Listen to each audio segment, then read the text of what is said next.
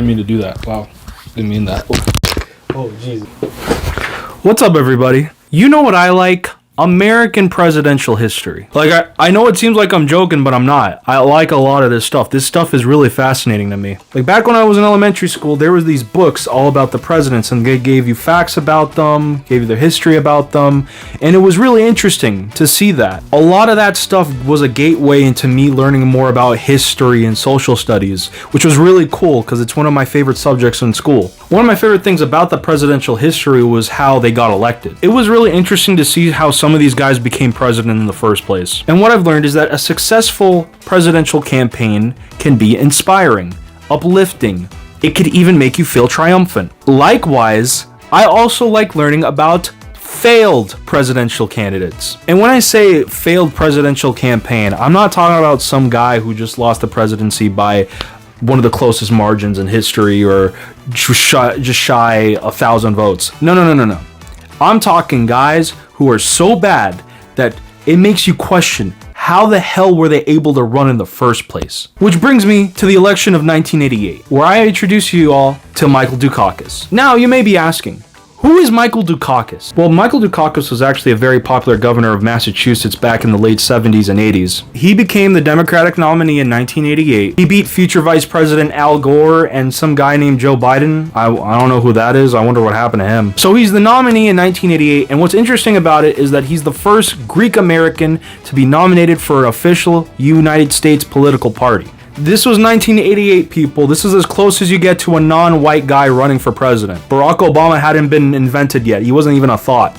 So Dukakis runs in 1988. His opponent is Vice President George H.W. Bush, who decides to run for president himself after 8 years of being Reagan's vice president. And originally, it wasn't even a close race. Dukakis was beating Bush by up to 10 points coming out of that convention. Everything was going wonderful for Dukakis. And then the attacks came in. Bush decided to go all in on the attacks. He began calling Dukakis like a dirty liberal, which is, I guess, where that meme comes from. Hi, liberal! Nice haircut! Did you get that haircut from the liberal store? And Bush just kept calling him that throughout the entire campaign, calling him out of touch, not in tune with the American people.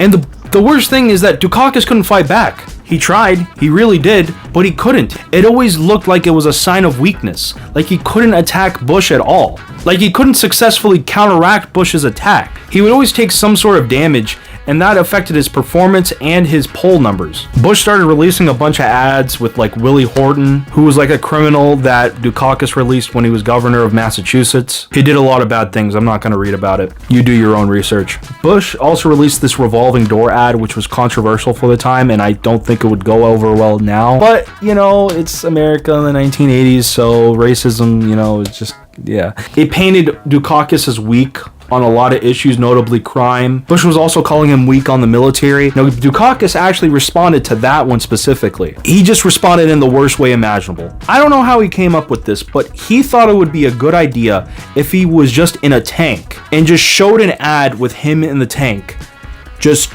cruising along. People saw that and went, that's cringe. You can't help it, it looks goofy. It looks admittedly goofy. I can't defend that. If someone tried doing that today, it would be the same exact response. And then it came to the debates. Oh boy, the debates. Now, for the first debate, there wasn't really a clear winner, so Dukakis still had a chance to recover. But as soon as that second debate started, it was over. Do you want to know how I knew it was over? The very first question of the debate.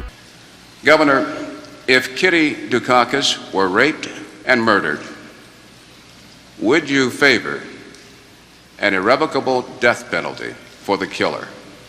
Well, first of all, that's a f***ed up question to ask.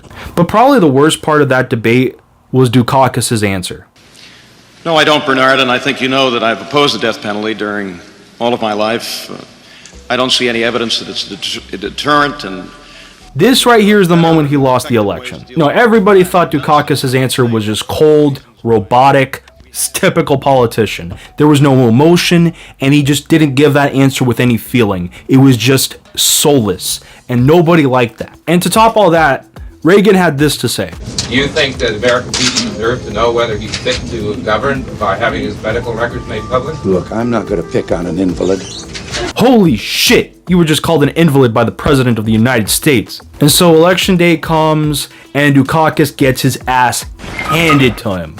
He loses 426 by 111 electoral votes. And as of 2023, the year I'm recording this video, there has never been a presidential election so lopsided in American history since. So what was the point of this video? And why do I talk about this election? Why not some other election? Why this election specifically? It's not an exciting election when I look back onto it, but I think about the what ifs. What if Dukakis was able to adapt more and protect himself from Bush's attacks, and he was able to counteract those labels of him being a dirty liberal and flip it back on Bush? Because that's ultimately what lost him in the election.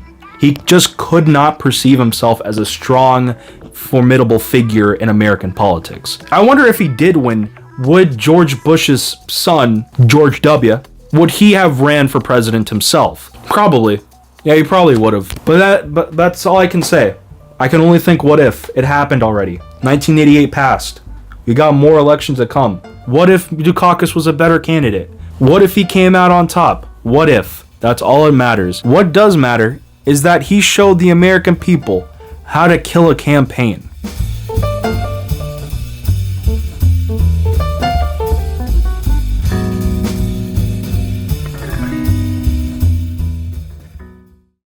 This the new wave, turn it up, I'm in the backseat chilling with your girl, what's up? She wanna talk all day, but I'm not in the mood. I'm trying to dance all night, I got something to do. I make hits for the people at home in their rooms, looking for a reason to get out of it soon.